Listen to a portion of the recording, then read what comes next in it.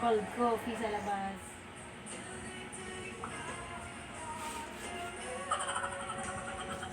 Hoy!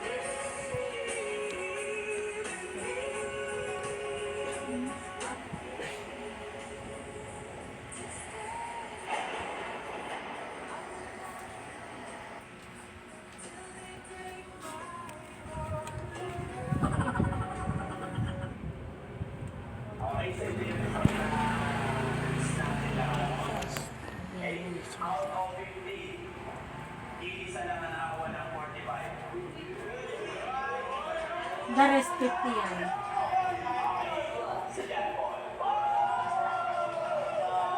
The rest 50. Lagi mo.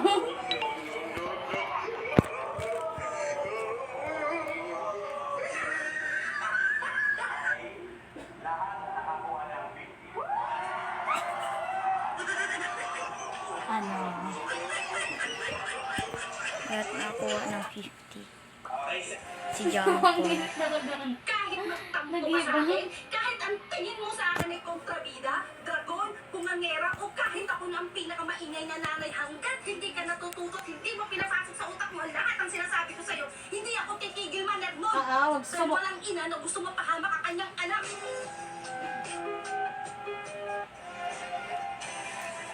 Tapos ang mga anak, layas-layasan pag pirmi na papagalitan. Sa tagal nga na walang pasok, o di kaya ay alternative delivery mode, marami pong magulang ang nagtatanong, kailan raw po ba nakaschedule ang Term 1 examination? Para po sa mag-aaral sa public elementary at high school, ayon po sa DepEd calendar, ito po ay nakaschedule sa August 28 at September 1, 2026. Saan ba kukuhanin ang term question dito? Sa lahat po ng na-discuss sa instructional block ay maaaring pagkuhanan ng inyong guro. Kaya naman, mag-review na kayo para siguradong makakuha kayo ng mataas na grado. Happy learning! Dali-dali sa Teacher English Claire, kaya. Di ba, Chat? Galingan mo, Christian, ha? kailangan ko bang pumasok sa end of term block? Marami pong nagtatanong nito na pagkatapos raw po ba ng Term 1 examination sa September 1, 2026 o yung dating tinatawag natin na periodical exam, ay kailangan pa raw po ba nilang pumasok sa paaralan sa end of term block. Dahil simula nga po ng September 2 hanggang September 15, 2026 ay magsisimula na ang end of term block. Ang end of term block po ay walang klase o discussion, pero kailangan pa rin pong pumasok ng mga mag-aaral mula September O, diba? 2 hanggang September 9, 2026. Dito gaganapin ang mga school activities gaya ng programs, contest, distribution of cards ng mga estudyante. Magsisimula lang silang hindi pumasok sa paaralan ng September 10 hanggang September 15, 2026. Dahil ito po ay kanilang wellness break for learners. Happy learning! Teacher Lara! Idol, mahilig ka!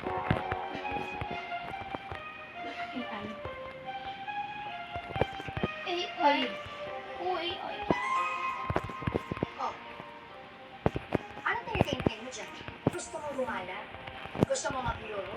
Mag-Amerika? Mag-Asia? Pero teka, may passport ka ba? Visa? May budget? Wala? O ano plano mo? Tititigan mo na lang ba? Yung mga travel videos ng iba? O isa-save mo yung picture ng Eiffel Tower?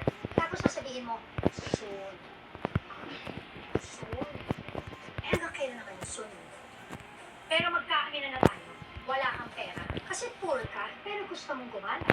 Gusto mong magwaldas. Gusto mong mag-picture na parang nasa ibang bansa ka. Pero wala kang passport. Wala kang visa. At higit sa lahat, ayaw mo maubos ang laman ng wallet mo. Pero may solusyon ako sa problema.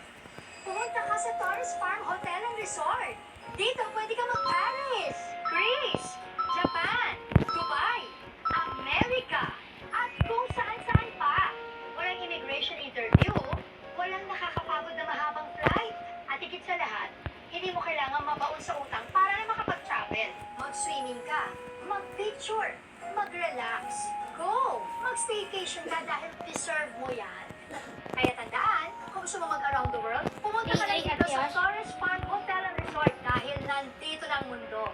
Pero tanong, kailan ka pupunta? Ayun. Bilisan mo na dahil ayoko nang naghihintay ako.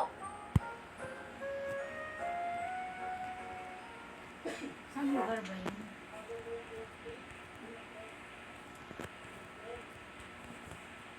Arrival. Sa Arrival pala yan eh. Saan lugar ba to? Arrival kasi.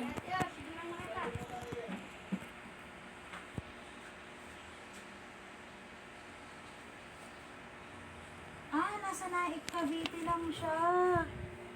Arrival. And elementary school of Southern. Nag-arrive. You arrive in your destination.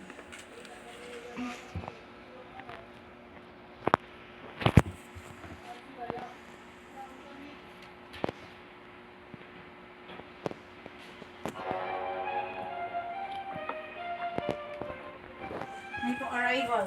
Ay, Tata, ang kulit ng Tata. Ang kulit ng Tata. Ang Ano kulit-kulit. yung tingin mo dyan? Ang Gusto mo kulit, gumana? kukulit Gusto mo ng maglaro? Tata. Mag-Amerika? Mag-Asia? Pero teka, may passport ka ba? Visa? May budget? Wala? Wala na. Tititigan mo na lang ba? Yung mga travel videos na ba? O isa-save mo yung picture ng Eiffel Tower. Tapos sasabihin mo, soon. Soon? Eh, okay naman, soon. Pero magkaaminan na tayo.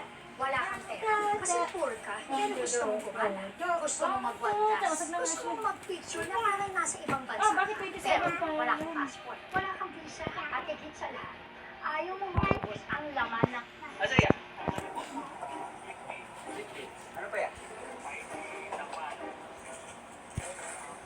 Spice. Kahit konti lang sana. Naku, gutom na ako. Kakarating ko lang galing airport. Maganda ba ang Rolex ko? Sana all may Rolex. Ikaw, Clara, kamusta na? Balita ko, bahay-bahay ka lang pala sa baryo habang kami busy mag-career. Mabuti naman, Marites. Tahimik at masaya sa bahay. Sa bagay, ano nga namang aasahan mo sa'yo? Class valedictorian ka nga nung high school, kaso napunta ka lang sa tricycle driver o magsasaka. Walang masama sa pagiging magsasaka o simpleng bahay lang, Vanessa. Ang mahalaga, marangal at walang tinatapakang tao. Ganyan talaga magsalita ang walang maipagmamalaki. O, susundin ako ng asawa ko gamit ang bagong SUV namin. Ikaw, Clara, paano ka uuwi?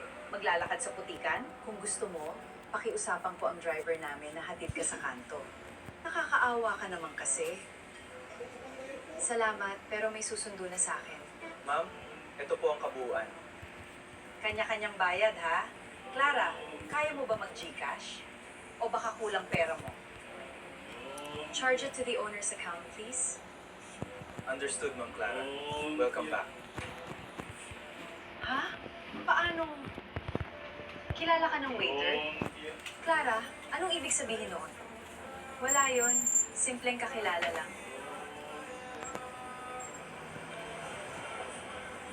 Kaninong mamahaling sasakyan yan?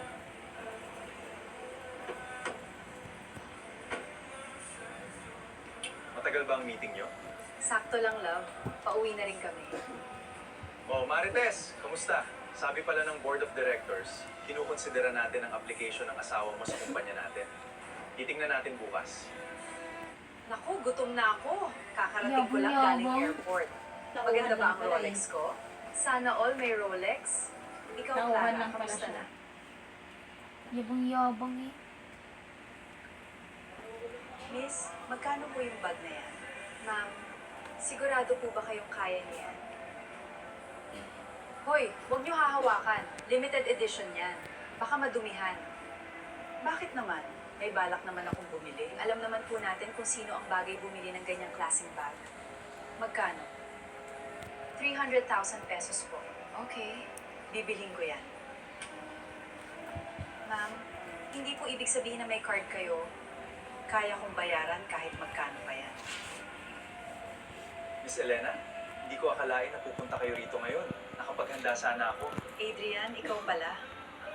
Sir, kilala niyo po siya? Si Madam Elena nga pala, ang isa sa taong tumulong sa akin noon. Adrian, gusto kong malaman mo kung paano ako tinanggap ng empleyado mo. Ma'am, sorry po. Ano nga ulit ang pangalan niya? Miss, magkano po yun? Tanggal ka. Ma, pwede bang bumili ng bagong sapatos? Wala kasi akong gagamitin sa pasukan. Anak, pasensya ka na. Sa susunod na lang, mas kailangan muna natin ang pambili ng bigas. Manong, magkano po yung puting sapatos na yun? Mahal ito, iho. Bakit? Bibilhin ko po. Para sa babaeng gusto sanang bumili kanina. Ma, parang may sumusunod sa atin. Baka nagkataon lang, anak. Tara na, umuwi na tayo at baka gabihin pa.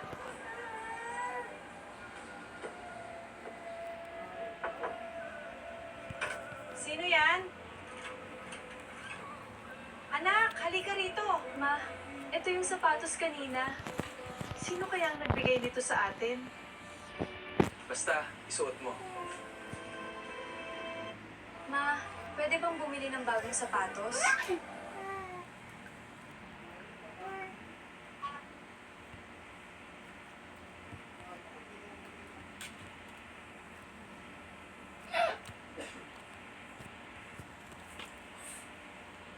Awa ko sa anak ko. Aray ko! Aray ko! Aray ko! Ate, ate, ate.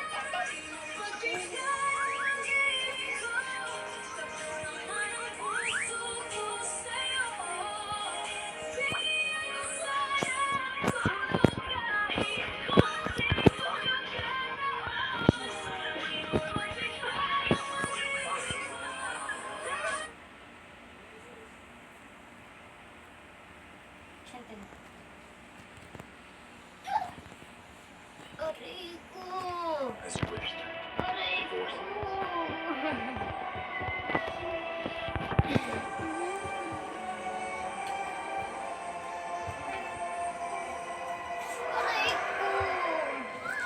Aray ko! Napabili na po kayo, merienda!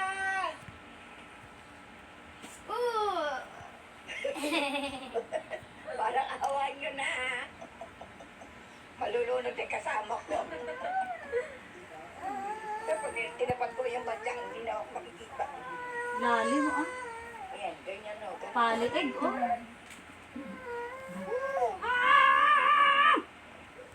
May dryer. Sige na bukas na nag-aantay ng merienda. Sige, bukas po. Lalarga pa rin si Aling Lucy, hindi ka may kayo. Kay! Merienda kayo! Ay, wala siya dyan. Bye-bye! Buhay ka pa ba dyan, Micah?